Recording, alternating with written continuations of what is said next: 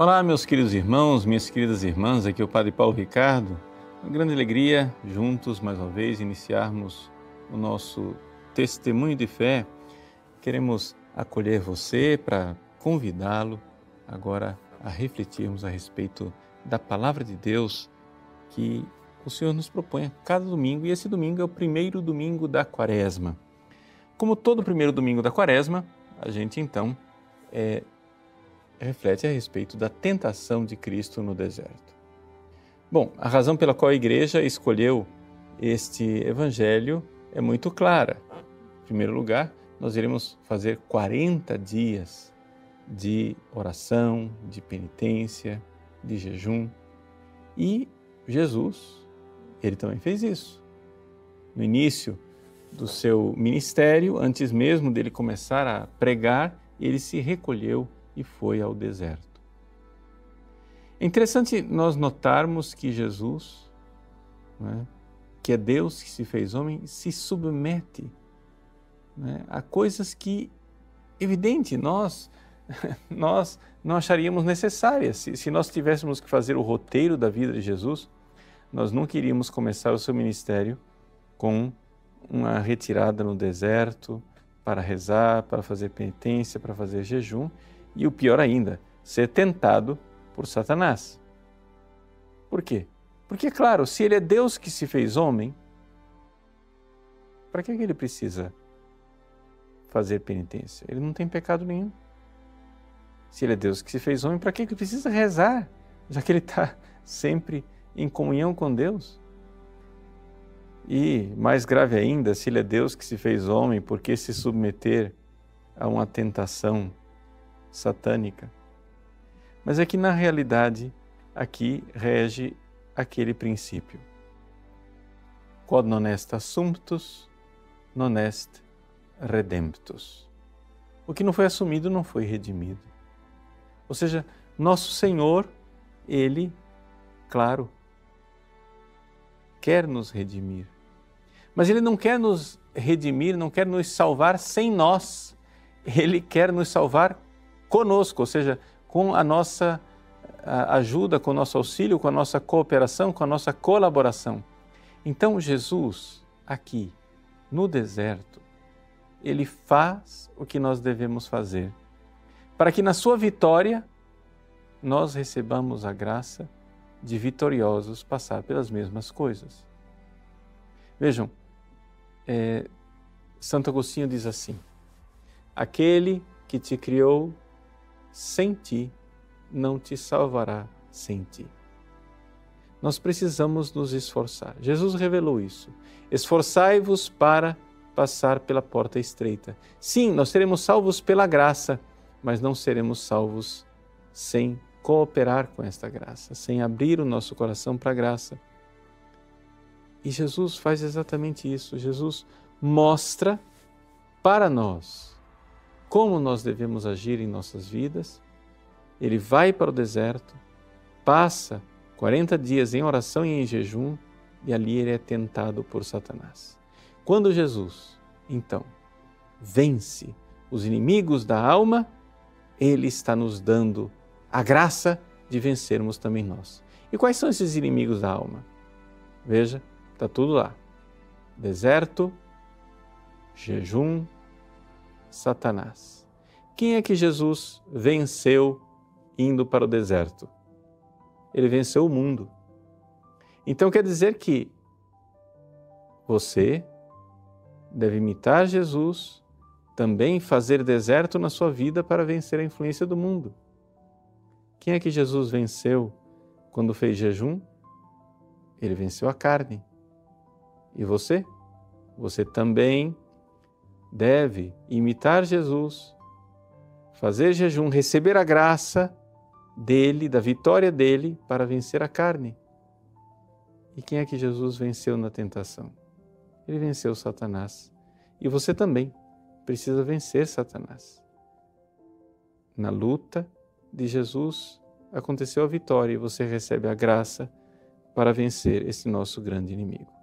Então vamos parar um pouco e refletir sobre essas três realidades, esses três inimigos da alma que nós precisamos vencer na nossa luta quaresmal, ou seja, na nossa ida com Jesus para o deserto.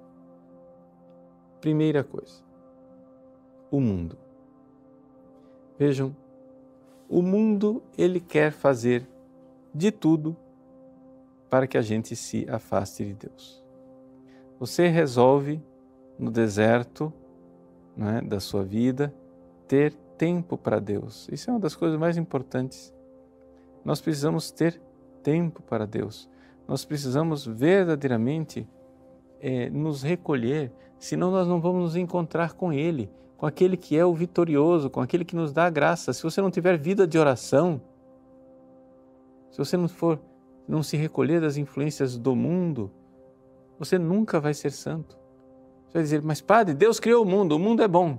Não, não é desse mundo que nós estamos falando. Nós não estamos falando do mundo criado por Deus, nós estamos falando do mundo de maldade inventado pelo homem, por influência do diabo. Existe um mundo que não quer a nossa união com Deus. Qualquer um de nós já fez essa experiência. Quando você se decide mudar de vida, decide amar, decide ser mais devoto, voltar-se para Deus, largar a vida de pecado, etc., imediatamente o mundo já se comove para convencer você do contrário, para dissuadir, dizer, não, larga disso, para com isso. Né? Quando você resolve que você vai ter uma vida um pouco mais regrada, vai ter tempo de oração, vai participar das coisas da igreja, e imediatamente, né, o mundo vem para nos acusar e dizer, não seja fanático, para que esse exagero? Não precisa de nada disso. Bom, se nós vamos fazer quaresma, se nós vamos nos encontrar com Deus, nós precisamos aqui fechar as janelas para que, recolhidos, a gente pare de ter essas influências do mundo que nos afastam de Deus. Então Jesus vai para o deserto. Jesus vai para o deserto para se encontrar com Deus na oração. Claro, Ele é Deus que se fez homem, mas Ele sabe que nós precisamos disso. E na vitória de Jesus, na decisão de Jesus de ir para o deserto, está ali a primeira batalha que todos nós precisamos fazer. A batalha diária de dizer, não, eu vou rezar. A batalha diária de dizer, não, eu preciso rezar. Sem a oração, eu nada sou, eu não tenho força nenhuma. É evidente que o mundo vai tentar nos convencer do contrário. Santa Teresa d'Ávila, no capítulo 21 do seu Caminho de Perfeição, ela diz que quem toma a decisão de ter uma vida espiritual, de rezar, de viver com Jesus, de iniciar essa caminhada, quem toma a decisão de, como Jesus, ir para o deserto, vai receber oposições. E ela diz assim, né?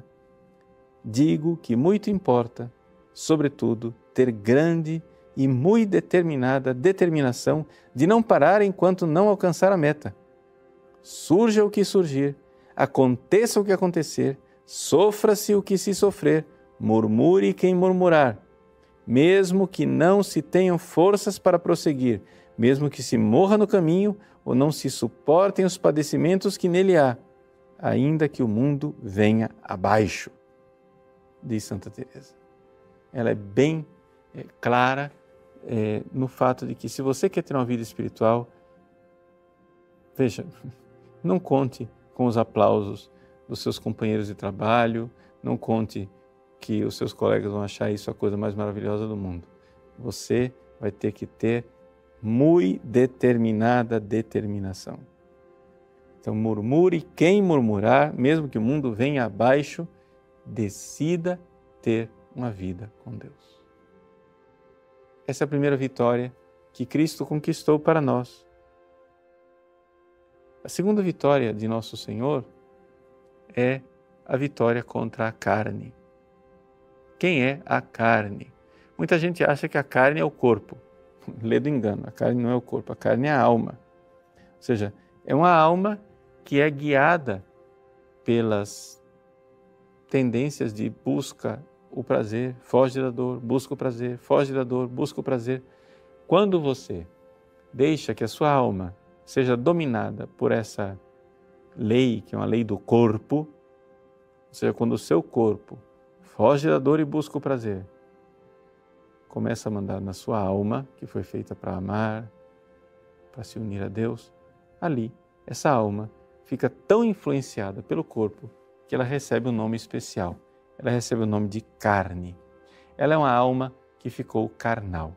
Ficou carnal porque ela tornou-se incapaz de amar. Ela é egoísta. Ela foge da dor e busca o prazer. Mas o amor pede que você seja fiel, não tem problema. Eu busco o prazer, mesmo que isso signifique a traição da minha família. Mas o amor pede que você abrace essa cruz pelo outro, não tem problema. Eu fujo da dor, mesmo que isso seja mais terrível das atitudes traiçoeiras. Eis aí o inimigo, que é a carne.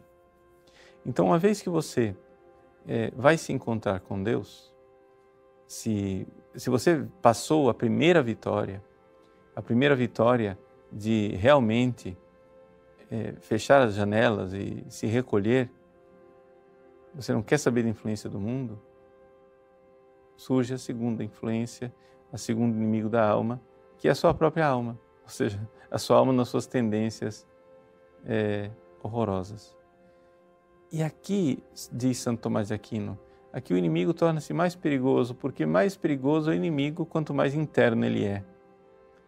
Ou seja, é muito mais perigoso o cavalo de Troia que está dentro das muralhas da cidade do que os exércitos atenienses que estão nas praias.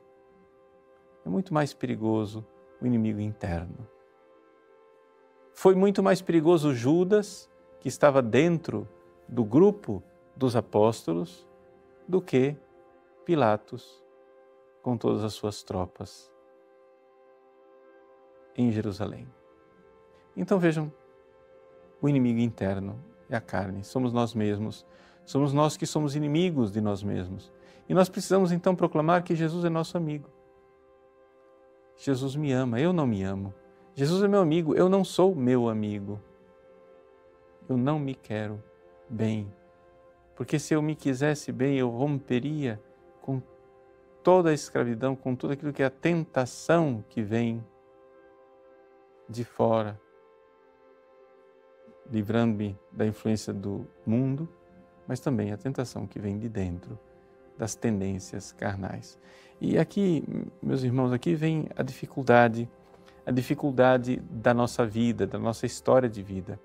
Você, na sua vida, já cometeu tantos pecados que você terminou se habituando a eles, né? Como a gente diz no ditado popular, o cachimbo entorta a boca. Ou seja, você já se habituou, você já se acostumou com o pecado. Então, aqui está a grande tragédia, né? Nós temos esse inimigo interno que está em nós.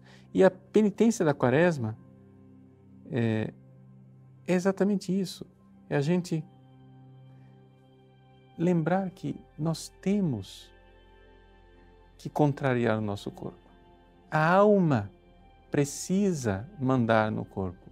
Então, aquela pequena penitência que você faz, um jejum moderado, deixar de comer doce, aquelas coisas que você gosta, o café, né? Tudo isso é a sua alma dizendo para o seu corpo: vamos lá, pare de mandar em mim. Vamos obedecer ao toque da graça, o Espírito Santo que nos conduz. Então, todos esses exercícios quaresmais têm uma finalidade, não é? Fazer com que a carne seja vencida, não é? Então, essa é a primeira coisa que a gente tem para colocar no deserto, né? A primeira batalha foi entrar no deserto. A segunda batalha é, uma vez no deserto, começar a vencer a carne. Mas aí vem o terceiro inimigo da alma. O terceiro inimigo da alma é o diabo. Por quê? Porque nem tudo vem de dentro de nós. o inimigo traiçoeiro, ele quer que nós sejamos vencidos, ele é invejoso, não é? E ele quer que a gente verdadeiramente se afaste de Deus. Agora, a pergunta é, por que é que Deus, que é bom, por que é que Deus, que é amor, quer que a gente seja tentado por Satanás? É um grande mistério. Bom, veja só. É importante você lembrar que se você não luta por nada, você não ama nada. Ou seja, uma das mais claras manifestações de amor é lutar pelas coisas que nós amamos. Nós lembramos aqui a famosa Vida de Santo Antão, escrita por Santo Atanásio, né? Numa das passagens em que Santo Antão tem que enfrentar Satanás, no número 10 da vida, Vita Antoni, a vida de Santo Antão, escrita por Santo Atanásio, depois que Antão sofreu bastante, etc., de repente aparece Jesus. E Antão, então, depois de muito sofrimento e de luta com o diabo, de dores tremendas, ele pergunta, perplexo, a Jesus: onde estavas? Por que não apareceste no início para fazer com que as minhas dores cessassem? E então, Jesus responde: Antônio, eu estava aqui, mas eu esperei para ver a tua luta. Eis aí a resposta de Jesus. Eu estava aqui, mas eu queria ver a tua luta. Por quê? Porque Jesus é sádico, quer ver a gente sofrer? Não. Ele quer nos dar a chance de nós amarmos. Então, Jesus vai para o deserto e luta com Satanás, porque naquela vitória de Jesus está também a nossa vitória, e Ele nos dá a graça de nós vencermos. Porque, claro, com nossas forças não somos capazes de vencer as tentações demoníacas, mas com o auxílio da graça, com a ajuda de nosso Senhor, com a sua bondade, nós podemos lutar. E podemos ter a certeza que enquanto nós lutamos, nós não estamos sozinhos. Ele está conosco, Ele está aqui. Ele está aqui vendo a nossa luta e dando a graça para fortalecer a nossa luta e para fazer com que nós não venhamos a sucumbir debaixo do poder do inimigo. Então esse é o terceiro inimigo da alma. Veja aí, como Jesus, então, no Evangelho desse domingo, digamos que institui a Quaresma. Ele vai 40 dias para o deserto, né? E com isso ele vence o mundo, cortando relação com o mundo e indo para o deserto. E nessa vitória, ele nos dá força de também nós nos recolhermos quando nós precisamos rezar, nos recolhermos quando nós precisamos largar, deixar de lado locais que não são apropriados, boates, danceterias, coisas assim que nos levam a pecar. É necessário cortar com aquele grupo de amigos inoportunos que só me convidam para o pecado, cortar com aquela lista de WhatsApp que constantemente me manda mensagens pornográficas, cortar com essas más influências, cortar com aquelas pessoas que na hora que eu vou para a igreja e vou rezar, diz, não, que é isso, vamos para o boliche, vamos para o bar, beber uma cervejinha, vamos fazer alguma coisa, afinal, Deus é bom. Veja, você precisa ter seus momentos com Deus. Corte essas influências negativas e saiba, Jesus venceu, Ele te dá a vitória, Ele te dá a graça. Então, cortar a mentalidade mundana. Você vai dizer assim, mas padre, nós não temos que ser iguais a todo mundo? Olha, você pode até ser mais ou menos igual a todo mundo por fora, mas por dentro nós temos que ser totalmente diferentes. Por quê? Porque, é claro, se você quer ser egoísta, então seja igual a todo mundo. Mas se você quer amar, se você quer servir ao Deus de amor amando, Então, não vai dar. Não dá para você seguir a mentalidade do mundo, porque você vai terminar egoísta. Então, esta é a vitória de Cristo. A primeira vitória, a vitória sobre o mundo. A vitória sobre a carne, sobre as nossas tendências carnais. Quantos pecados você já cometeu? Que coisa tremenda, algumas tendências suas para só buscar o prazer. O prazer começa muito ingênuo na infância, comendo doces, esvaziando latas de leite condensado, etc e tal. Mas depois você vai crescendo e a brincadeira vai ficando perigosa. Você começa bebendo uma cervejinha prazerosa, da cerveja passa para bebidas destiladas, das bebidas destiladas você passa para as drogas, das drogas você passa para a autodestruição. E tudo isso porque você buscava o prazer, porque você queria ser feliz. Mas o problema é que se você for guiado pela carne, você vai procurar a felicidade onde ela não se encontra. Esse é o nosso grande pecado. Nós precisamos então, lenta e pacientemente, educar o nosso corpo para essa realidade. Vejam, sentir prazer não é pecado. O problema é quando o prazer se torna a razão de ser de nossa vida e toma o lugar de Deus. Buscai primeiro o reino de Deus e tudo mais vai ser acrescentado.